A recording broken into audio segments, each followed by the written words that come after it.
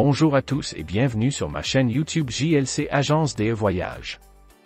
Aujourd'hui, nous allons plonger dans les principes fondamentaux de l'inclusion sociale et de l'égalité des genres. Si c'est votre première fois ici, n'oubliez pas de vous abonner et de cliquer sur la cloche pour ne rien manquer de nos prochaines vidéos. Et si vous êtes déjà abonné, merci de votre fidélité. Sans plus attendre, passons directement au sujet du jour.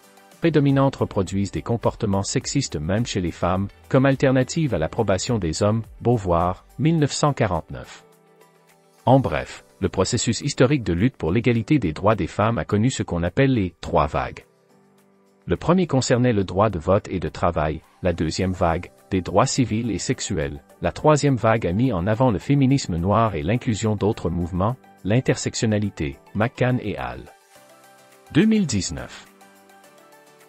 Au niveau national, nous soulignerons l'importance de la Constitution fédérale de 1988, qui garantit le droit à l'égalité entre les hommes et les femmes et interdit tout type de discrimination fondée sur le sexe et le genre, Brésil, 1988. Avant la Magna Carta, certains droits étaient acquis aux femmes du pays, comme le droit de vote, 1932, la réglementation du travail urbain, 1932, et le divorce, 1977. Le pays, en tant que membre des Nations Unies, ONU, et de l'Organisation des États américains, OEA, a adopté les dispositions des documents internationaux relatifs aux droits de l'homme des deux systèmes, s'engageant à promouvoir les droits et à lutter contre diverses formes de violence et de discrimination. Les femmes, en plus d'accepter d'être dénoncées et poursuivies en cas de violation des droits des femmes.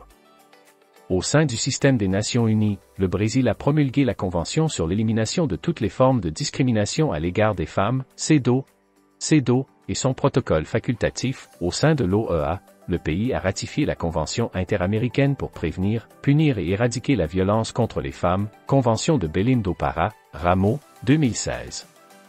La première fois que le Brésil a été condamné par la justice de l'ONU, c'était dans l'affaire Aline Pimentel, en 2011. Dans un bref rapport, il s'agit d'une plainte contre le pays pour violation des droits à la maternité, à la vie et à la santé.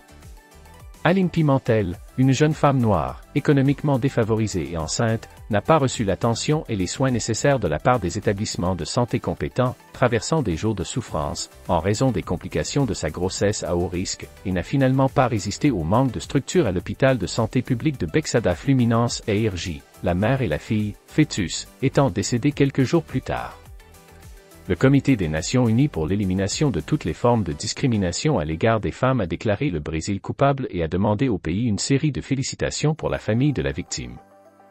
En guise de compliment, le Brésil a indemnisé la famille d'Aline, a donné le nom de la victime à l'unité de soins intensifs de la maternité de Nova Iguaçu, ARJ, et a ouvert un espace portant le nom d'Aline dans la maternité, Maï de Mesquita, PEVA, 2017.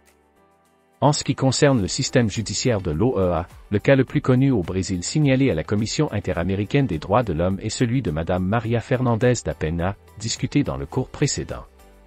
À plus tard. Politique publique pour l'égalité des genres. Les politiques publiques visant à garantir l'égalité des sexes dans le pays sont le résultat d'un processus historique de lutte mené par des milliers de femmes, avec la contribution d'autres segments de la société. Il existe plusieurs politiques publiques prévues dans la législation nationale et internationale. D'un autre côté, de nombreux droits doivent progresser et être garantis par l'État, afin d'avoir une société plus égalitaire. Pour illustrer les politiques d'égalité des sexes, nous mentionnerons la promotion de la participation des femmes en politique. À l'exception d'Haïti et du Paraguay, le Brésil est derrière tous les autres États d'Amérique latine et se classe au 140e rang dans le classement de 192 pays évalués sur la représentation des femmes en politique, Bueno, 2022. Pour réduire cette inégalité, ce n'est qu'en 2022 que l'article 17 de la Constitution fédérale de 1988 a inséré l'amendement N117/2022, qui prévoit l'obligation pour les partis politiques d'investir au moins 5% du fonds du parti dans la promotion des femmes en politique, ainsi que l'attribution de 30% au financement de campagne de leurs candidats par le Fonds spécial de financement de campagne et le Fonds du parti, Brésil, 1988.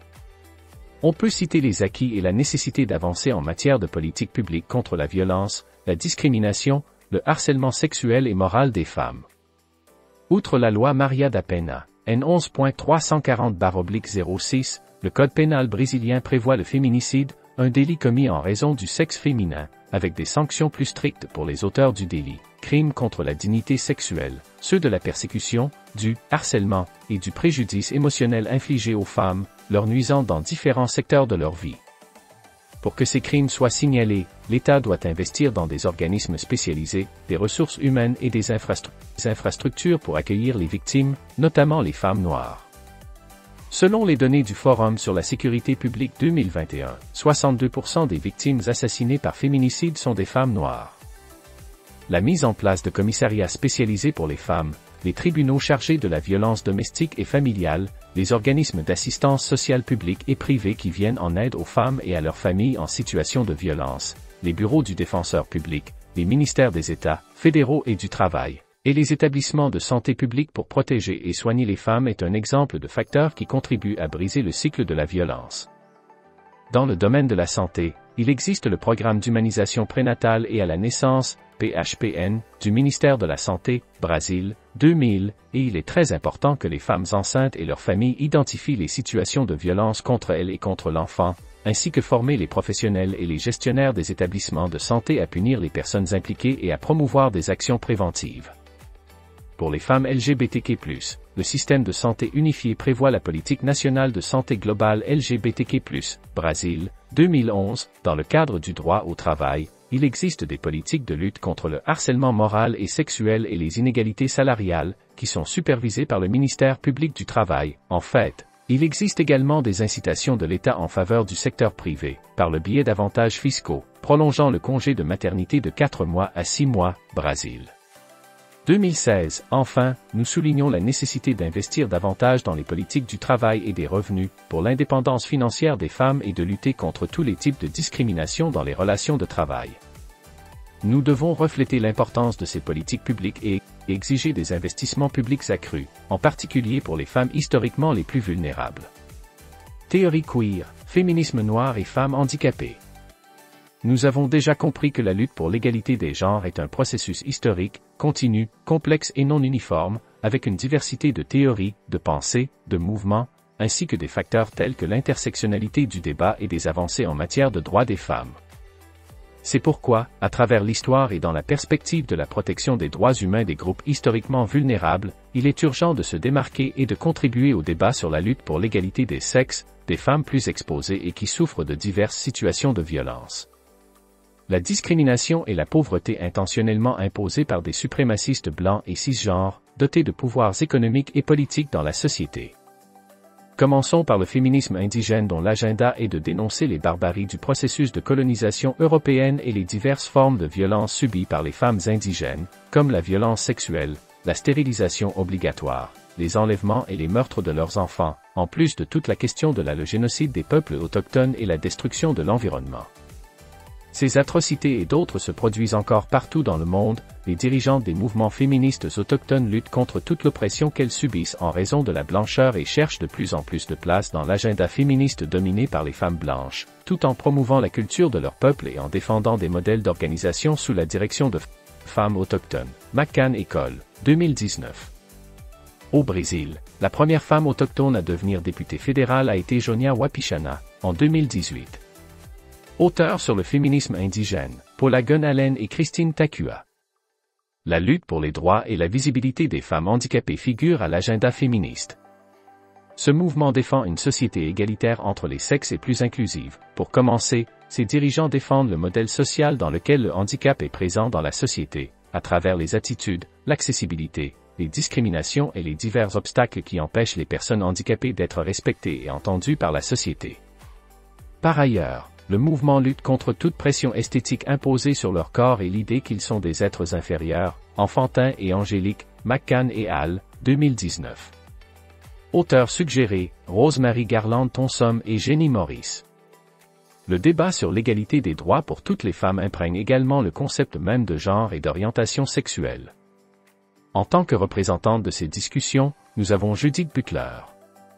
De manière générale, le philosophe soutient que le genre est le résultat d'un processus historique social et culturel et non naturel.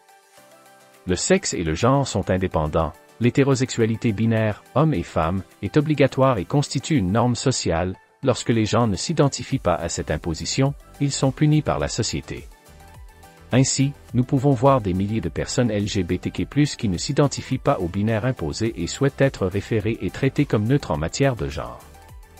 La queer théorie, par exemple, étudie la prédominance de l'hétérosexualité et le rôle de l'État dans le contrôle de la sexualité des personnes, la limitant, McCann et al., 2019. Comme penseurs, nous avons Michel Foucault, Simone Beauvoir, Eve Kozoski-Sidgwick, Laetitia Nascimento, Polo Yotti.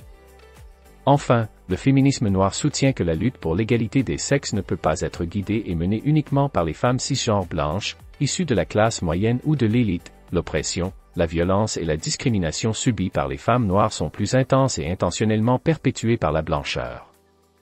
Ainsi, le féminisme noir cherche à revendiquer et promouvoir leurs droits et à rendre la lutte féministe plus inclusive et antiraciste, McCann et al., 2019. Auteur Suggeres, Lélia Gonzalez, Conceição Evaristo, Djamila Ribeiro, Bell Hooks. Bonjour. Nous avons couvert, en 3 blocs, les points historiques et conceptuels, les théories et les mouvements concernant la lutte pour l'égalité des sexes, ainsi que la discussion sur ce terme lui-même. Nous vous invitons désormais à regarder la vidéo réalisée avec les principaux sujets abordés en cours, comme l'égalité des sexes au niveau national et international. On y va ensemble? Et voilà, c'est tout pour aujourd'hui. J'espère que cette vidéo sur les principes fondamentaux de l'inclusion sociale et de l'égalité des genres vous a plu et que vous avez appris quelque chose de nouveau. N'hésitez pas à laisser un commentaire ci-dessous pour partager vos pensées et poser vos questions, j'adore lire vos retours. Si ce n'est pas déjà fait, pensez à liker la vidéo et à vous abonner pour ne pas rater les prochains contenus. Merci d'avoir regardé, et à très bientôt pour une nouvelle vidéo.